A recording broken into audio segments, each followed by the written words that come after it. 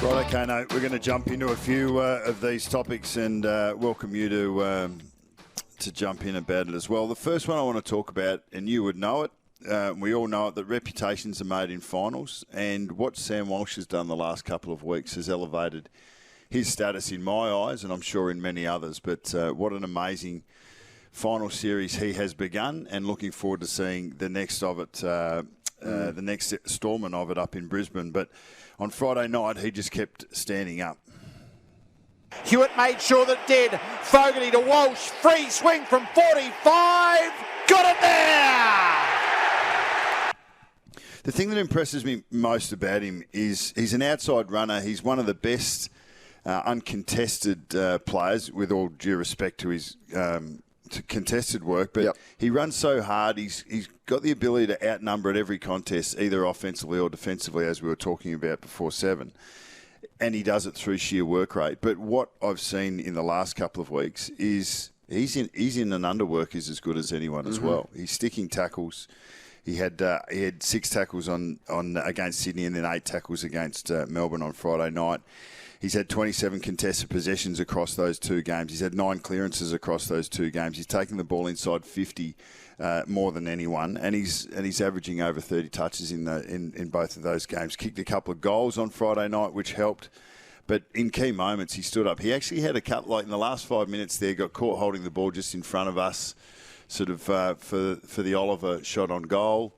But he just brushes those off and goes on to the next moment, which I think is the sign of a great player. So this is my thing about being a professional in an elite sporting environment. What other players could have a rod in their back throughout the pre-season, not do a pre-season? We always use that as an excuse for players that have poor seasons. Oh, he didn't have a pre-season. His preparation was poor. This guy comes in round 5 after doing nothing. And this is what he did, Bucks. Round 5, he has 25 and a goal. His second game back, he has 38. His third game back, he has 30. His fourth game back, he has 28, 29, 29, 31. This is off the back of no pre-season.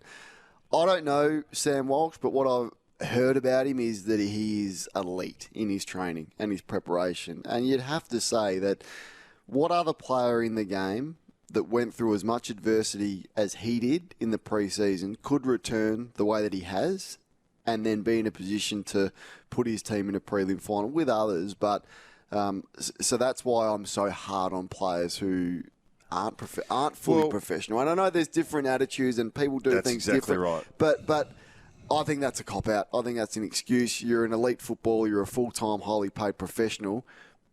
Find out what the best are doing. And the best is what Sam Walsh is doing, and replicate that if you're injured and if you don't do a pre-season this year. What did he do? What was the non-weight-bearing sessions he did? Work it out. But it's not just over one pre-season. He's built this work rate and this reservoir of gut running over the 6 or 7 years he's been in the system, and he's continued to build, to where he's at now. Like, he hasn't had the opportunities to play in finals and to be exposed at the pointy end, and what he's doing at the moment is amazing. And I'm sure the Carlton fans are enjoying seeing it. Number 2 is the GWS Giants, and you just can't help but get swept up in what they're doing. But like, the sense watching them, like Toby Green, we talk about him, All-Australian captain.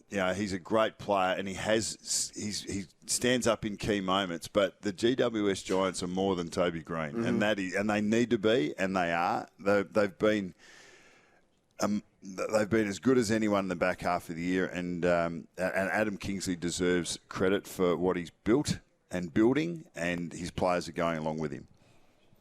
Clearly, it'll be a different challenge against Collingwood next week. They've been quite a good stoppage team also across the course of the year. So, I feel like our game's in good order. We're healthy. I think we'll have a full list to pick from again. We couldn't be a better place to take on Collingwood next Friday. If you look at the second half of the year, Carlton and Giants 9-2. This is before winning their last 2 finals. So they were 9 wins and 2 losses in the last 11 rounds. That had them on the top of the ladder. If you take it from halfway through the year. Third place was Brisbane, who had an extra game because the other 2 teams had a bye. So Brisbane had won 9 and lost 3, and Collingwood was 6th. They were 7-4 around that time. But see, Giants have. We've now got 2 teams that have pushed through to the prelims that have been the best performed teams in the back end of the year. And they've earned that opportunity. They've had the pre-finals bye. They've had 2 really hard games, and Carlton in particular look pretty banged up. But the Giants hit this challenge against Collingwood, the clear number 1 seed throughout the entirety of the season. They've had a cough and a splutter in the last month, but they've won their qualifying final. This matchup looks amazing. There's so many individual matchups inside this as well. Port Adelaide's work on Toby Green was just, I couldn't work out why they kept letting him in behind the defence, and that happened time and time again. So Maynard and Green, like I know Collingwood play more of his own defence, but if you're looking for someone or a matchup, that one's enthralling to me. Port Adelaide early, they were able to hit the Giants' run out of half-back, and they clogged up that half-back line, and they couldn't get their handball chains going to then lift their eyes and find targets. And then there was one particular edit where it ended up with a Riccardi shot on goal. Port Adelaide weren't able to press up, and the Giants kept pushing with their style, and then they started getting through. And as soon as they started getting through, there was no holding them up at all. Just one more on the Giants for me. How open they've been of bringing everyone along for the ride. Like the access that they've given just through interviews and promoting their footy club, which is what they need to do. A small example, Adam Kingsley joins the Fox set before the game. Like 40, 50 minutes before the game, he's on set with the Fox guys. Vossi did that as well. It's magnificent. They put up players all the time. They're bringing their fans along for the ride with them. I think Adam Kingsley has led from the front. It goes to show you don't need to close up shop and close ranks throughout the final series. They've been as open as anyone. There's a relaxed nature about them. There's no real secrets about the way that they're playing, and I think that's been refreshing to see that as well. What's point number 3? Point 3 is mind over matter for the guys that win, and it's matter over mind for the guys that don't. Injuries will play a role and have played a role, and Ken Hinkley touched on that after the game in his press conference around Port Adelaide's loss and their challenges through the season. Certainly some issues around personnel, there's no doubt about that, but it's also, and it wasn't just in one spot, it was right across the team, and then once you lose some confidence in parts of the game, it can be a real challenge to chase it back up. And I think we've all seen and watched, the last couple of weeks, we've seen the best form get through to the last 4 from what I've looked at and what I've seen over the last bit. And that's a comment that it sounds like an excuse, doesn't it? But it's a reality. If you've had no Dixon for half of the year, you've missed your key backs, you're trying to switch over from no ruck. You're switching over from a midfield that you've known really well to a younger midfield that are coming through and are going to be great in the long term. But when you fall short and when the game is so marginal, player availability becomes crucial. But you look at Akers and Doherty and what they were able to do in the last couple of weeks, and then Doherty in the last half on the weekend after subluxing his shoulder. Kieran Briggs, who couldn't put his arm around his teammate in the song to sing the song because he had to have his left arm down here. What's that going to look like going forward? That will have a significant impact. Taylor Adams has nicked a hammy, so Collingwood miss out on one of their pieces going into next week, and then we hear that young Payne up in Brisbane has been carrying an ankle, I believe, and is in a bit of stripe beat in a moon boot. So that matchup. He did really well on Charlie Curnow last time they played. So it has an influence. Definitely. And how will Dacos return? What do Carlton do with Harry? Is he ready to go? All of that. These are why the coaches have got to make these calls. And it becomes timing. We look at Simon Goodwin and Melbourne. Melbourne supporters, you can be disappointed with not getting the job done when it matters. But I guarantee if you had a Petty or a Melksham or both, it would look a lot different. Or a Grundy. That would have been. Well, we can talk about this. We'll talk about that. Why don't we go here now? I think Simon Goodwin has coached remarkably, and his coaching staff have coached remarkably well through the season. How so? If they hadn't through the season or through the whole, including finals, if they hadn't have made the hard call on Grundy, remember Melbourne could not score. They defended all right, but they could not score. And I thought leading into the Brisbane game that they played, it was around 16 or 17, if they hadn't have made that call with Grundy, their season would have petered out. Yeah, but why do you have to be so stubborn that, work for that period of time, but then things change throughout the season, and you get some challenges and some injuries. If Brodie Grundy is not in your best 23 in the lead up to a final, I'd be staggered. Like, to not have the ability to be able to push going forward, and he at times looked like the only threat. Took 2 big contested marks inside forward 50, didn't convert on that. To have that option to actually be allowed to play or have the ability to play going forward so Grundy can hold up in the ruck, at times they had McDonald and Petracca in the ruck. I thought that was too stubborn of them not to move when they needed to move and play Brodie Grundy in that final. From a tactical perspective, they were happy not to have a ruckman at forward 50 stoppages at all, which was, for right or wrong. But they did get some forward 50 goals from that. But no, I thought way back when they decided that was fine, and that's the right call. But then things change. Like, so just because it worked then, you thought Grundy should have played. Definitely, and it's not a hindsight one. I was adamant with that during the week. Even at worst as a sub, like remember Mason Cox came on as a sub against Brisbane, and he was ravenous. He was like jumping and pounding in at centre bounce and almost changed the course of that game. They didn't win that game, but imagine if Grundy had have come on late in the third quarter, and then you push Gawn forward, the energy that he would have provided around the ball. Instead, you got Josh Shackey. What's he going to provide for you? Well, sitting on the pine. Nothing. Well, if you don't use him, it's zero. But you know what? The most difficult thing as a coach is when you've failed or fallen short by the margins that they have. So what is it? 7 points in the qualifying final and 2 points in the semi-final. Is all the what ifs.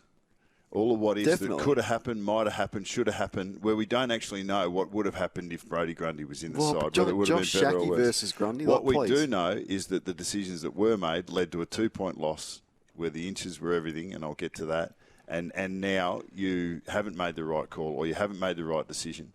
I reckon the players will feel that as well, and all the supporters are feeling it, and I suppose that's the cut and thrust in the theatre of finals footy, because you've got to get enough right to give yourself a chance. Reliving Friday night, the Melbourne supporters must be hating it, but the Carlton fans would just be not able to get enough of it. It was huge. The fourth point I have is just how it is a game of inches. So we're talking about, maybe the decision on the Josh Shackey and Brodie Grundy, even as a sub, which we'll come to, but like just the inches alone. So the Doherty-McVie contest, Doherty gets it, and McVie, who's been awesome, And he was great on Friday night. and especially at the death when it was hard, he won 3 or 4 really important contests and was involved. But also everything right. the lead up to that. You're talking about inches, like the lever kick. I don't know why it was so central.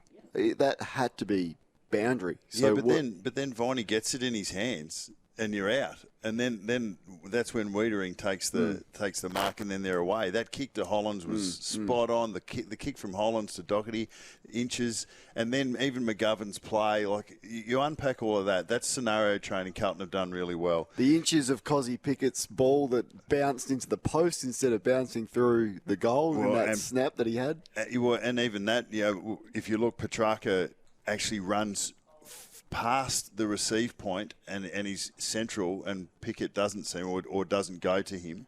So the Oliver touch on the line with Gawn, like Akers himself a week ago, 2 touches on either side. What do you think was going through Gawn's head there?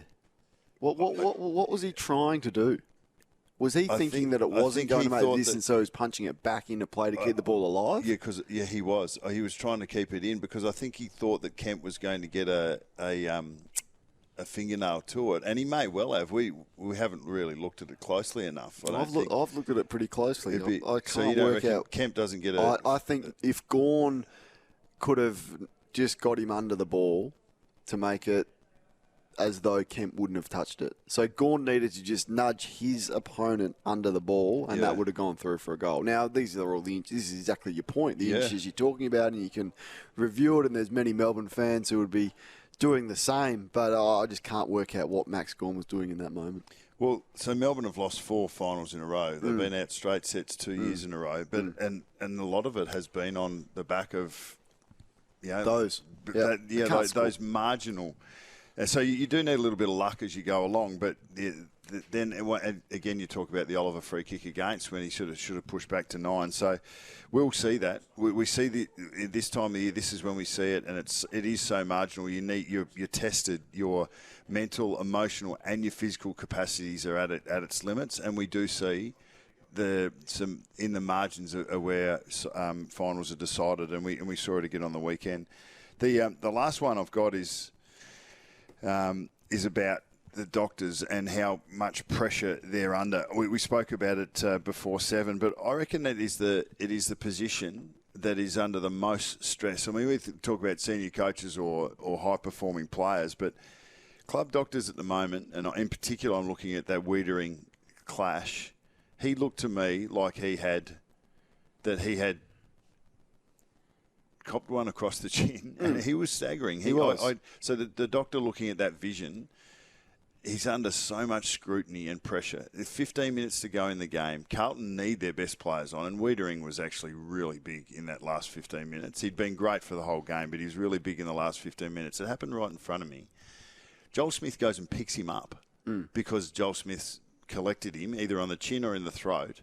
Wiedering's lying down, dazed. Joel Smith goes and picks him up. If he hadn't have picked him up, I wonder how the next 15, 20 minutes plays out. Because if Wiedering had stayed down for another 15, 20 seconds, I reckon he has to come off for a HIA. What I can't work out is why is it acceptable for the HIA to happen after the game, and that's ticked off from the AFL? Why aren't they saying, well, no, you can't just do the head assessment after the game and we'll tick that off. That has to be done in the game. If there is any concern, well, you would have thought so. Now, finals, do these things change, and are you more likely as a player not to show or try and hide the symptoms of concussion if you possibly can? And you can do that. We've had head knocks and you think, oh, gee, that wasn't great, and I went black for a minute there, but now I'm okay and I've sort of regathered myself. Whereas in the home and away season, you might, I probably should go get checked here, and the club's more likely to do that. But I can't work out why it's okay for that assessment to happen post-game and not in the moment when the actual incident happens. Well, it's actually set up to protect players from themselves. That's the whole idea. So it's not what you look like in 5 minutes' time. That's supposed to be irrelevant. It's actually what happens in the immediate, and there's parameters around it. Do you look like you've lost faculty? Do you look like you've lost control of of your balance? And all of all of those things, I thought there would have been boxes ticked for Wiedering to be taken off the field and tested. A trainer walked over to him about a minute and a half after it, but for the 30 seconds beyond when he was knocked down, Joel Smith picks him up and he got him up. If he hadn't have got him up, I reckon he's still lying there. He stepped back at one point. He was staggering. He stepped back at one point, and he looked like he was nearly gonna. He locked his leg and looked like he didn't have control of even his balance at that point. I thought for sure that needed to happen, and you knew it was a pivotal moment in the game. Just on your point about the doctors, though, you're right. I think it's going to be, and we saw it during COVID, we lost a lot of great club doctors, and they're so important to the fabric of your football club, and in line with the coach and the high-performance manager, the club doctor is such a significant role. Peter Bruckner wrote a terrific piece in The Age on the back of the Mark Fisher Alia incident in August, and he goes through all of the reasons as to why it's not the job that it once was. With the pressure, these doctors can go and earn far more money in their own practice doing their own thing without the scrutiny of exactly what we're talking about this morning. So the AFL is going to be careful. We've got to look after these people because they are so influential in the lives of these young men. And often, even you would know, even after you retire, these doctors are your doctors for life. And the role that they play I don't know whether through no reward, not no reward, but little reward other than the satisfaction of the job and seeing your team win and having an influence over these young men. We're going to lose some. Well, what happens is what happens in all of these high-pressure positions. Eventually, your players in the future won't have the benefit of what we had, which is those long-term relationships with one guy, because it'll rotate more. The doctor is the senior coach of the medical team. He is the one that all the pressure goes to. There's conditioners, there's physios, all of these. There might even be an assistant doctor, but the main club doctor is the one that all of this heat goes to around concussions and how you handle it. It's the one. He's the guy who has to make the ultimate call on whether what's in the team's interests is actually in the individual's interests, and how do you balance that? These guys are GPs. These guys are people that, if they wanted to, can go and ply their trade with ma and pa's, but you're making decisions on what's best in your health interests. Sometimes what's best in your health interests, we play a game of footy, that's compromised in some shape and form when it comes to finals. Yep. Semi-finals, preliminary finals and grand finals. They're margins that are very hard to adjudicate. He plays well in finals. That was the prelim final edition of the Buck Stops here. But we got enough shots to win the game. We just didn't kick our goals. So in the end, it was an efficiency with the ball that cost us. I thought we defended incredibly well. I thought our back seven held up really well. Simon Goodwin there as we work our way through the fallout from the Demons going out in straight sets for the second year in a row. I'd like to speak a little bit about Christian Petracca, Bucks, and can we actually recognise him as one of the game's absolute elite if he continues to butcher the ball as much as he has in the last 2 seasons? Now, did you see the goal he kicked? I did. Yeah. I did see the goal, but I also saw the 3 that he missed. And at times, his ball use is really poor. And I look and I compare him, and this is what you would do in American sports. You would compare the best quarterbacks against each other. So let's do a little bit of that. Let's compare a bit of Christian Petracca to Toby Green. Now, these two would be held in a similar regard, I reckon, in terms of the game. If we're doing our top 5 players in the league, they would be somewhere around that mark. Petracca's one's kicked, a midfielder that I understand, goes but they forward. both have to finish. They have to finish their work, and I understand they don't play exactly the same role, but they have the influence to be high-score involvement players and to finish their work. Petracca's kicked 47-65 in his last 2 seasons.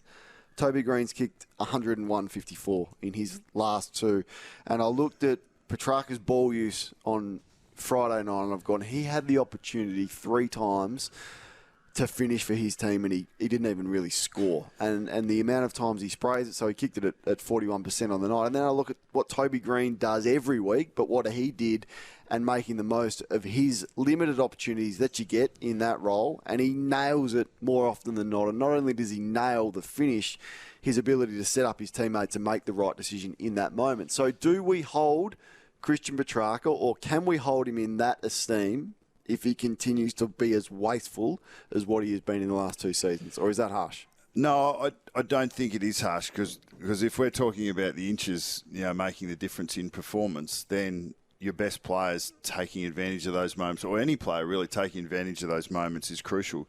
There's no doubt that Petracca had the opportunity, as others did, to finish the game off. It's not a once-off, though, for him, is it? No, that's fair. There was an entry, just that Petracca had when Melbourne were moving the ball through the middle of the field.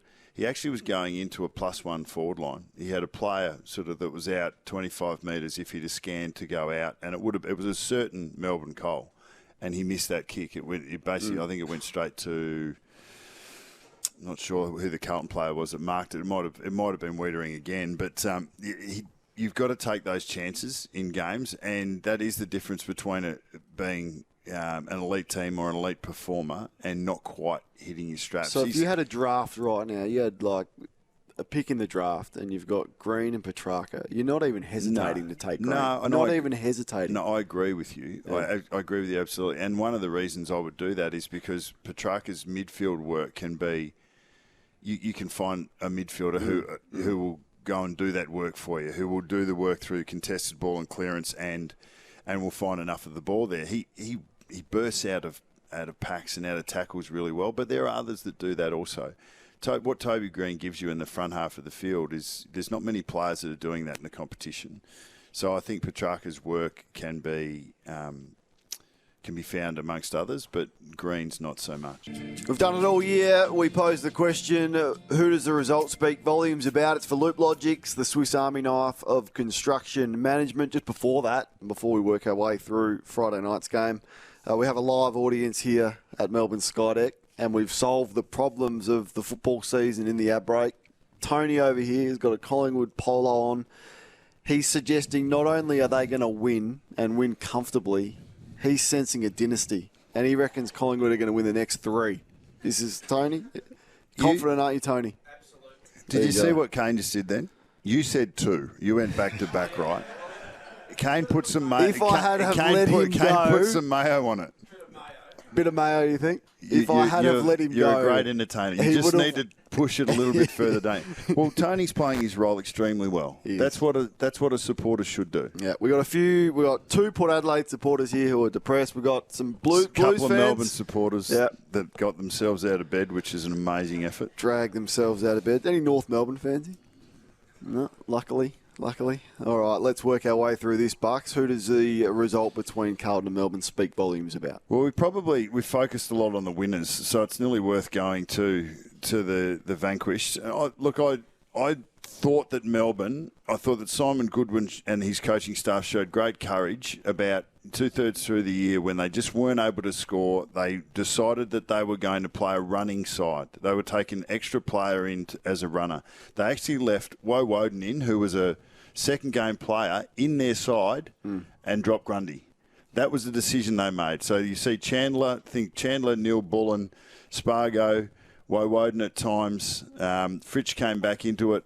Melksham was a real loss for them because he was a player who could give you ground cover but would also do the job in the air on the opposition's best intercept defender. So losing him really hurt. Losing Petty really hurt. But I thought that the Melbourne coaching staff pulled their season out of the fire when they were prepared to make the courageous and very difficult decision to not go with 2 ruckman. Which you've said, but did they get it wrong on the night? Well, you have to consider that possibility given that they didn't get the result. So it's easy to say, yes, they got it wrong on the night, but they still had 26 scoring shots.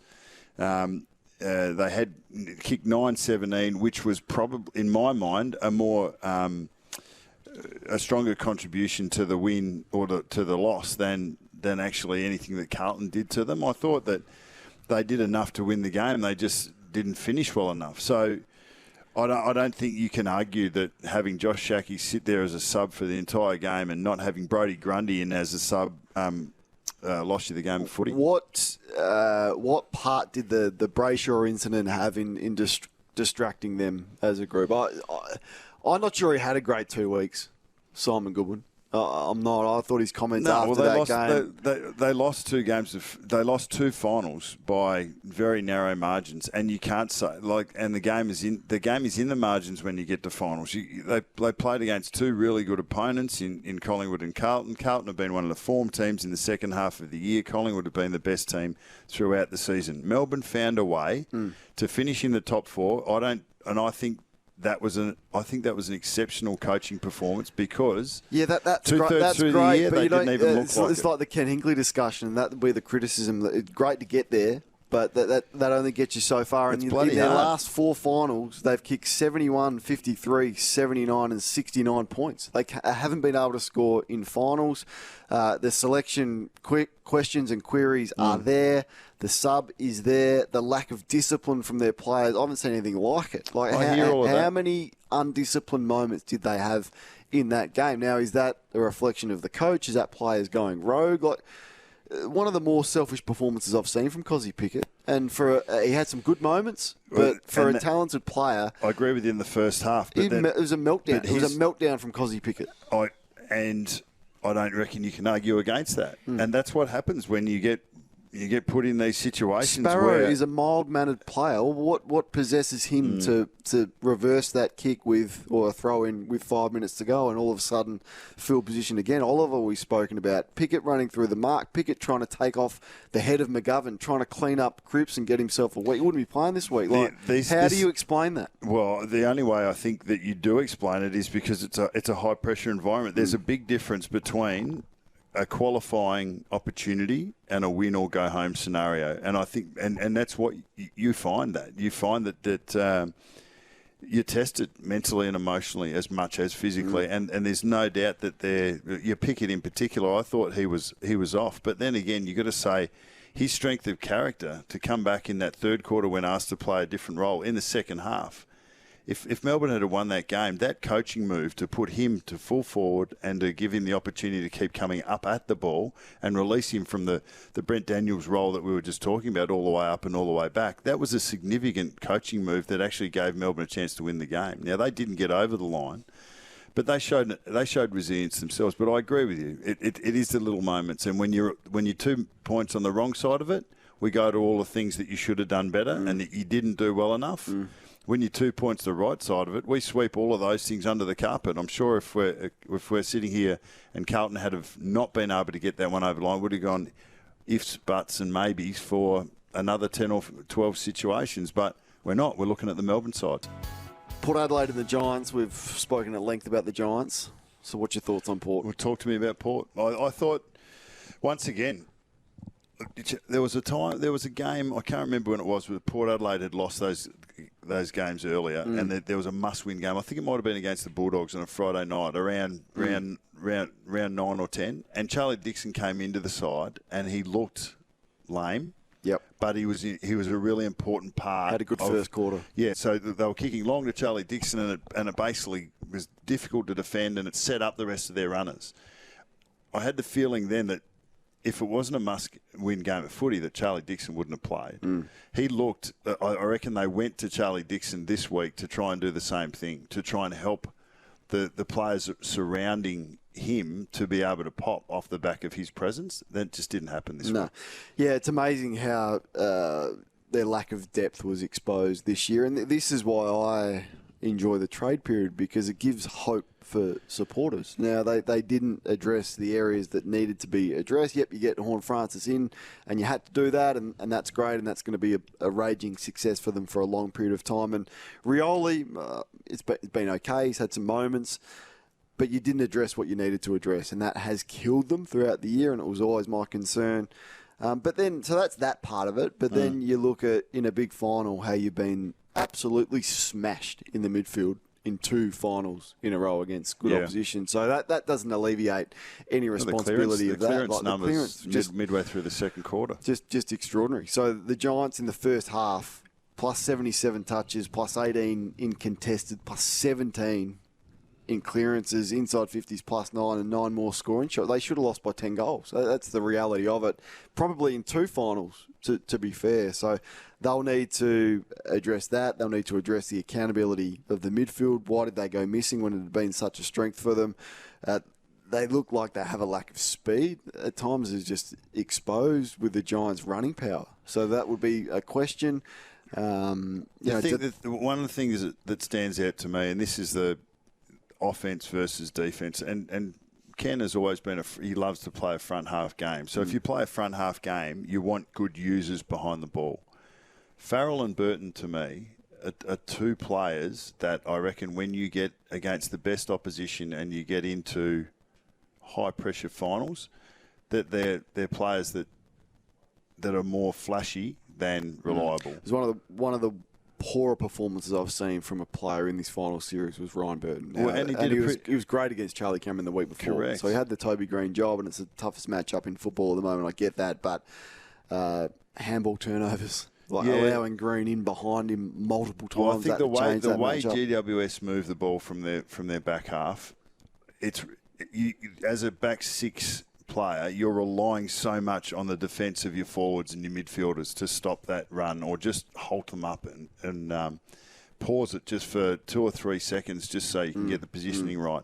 As soon as they surge through and that defence doesn't work, you're basically all at sea. The way that GWS lengthen away, the way they were trying to get out over the back, you really are relying on your forwards to put pressure on ball to do your job in a half decent manner, and it didn't happen for Port on the night. Yeah, and they've been beaten badly in some big finals recently, so they'll have to address that again. I know there's a lot of frustrated Port fans out there. Speaks volumes is for Signet.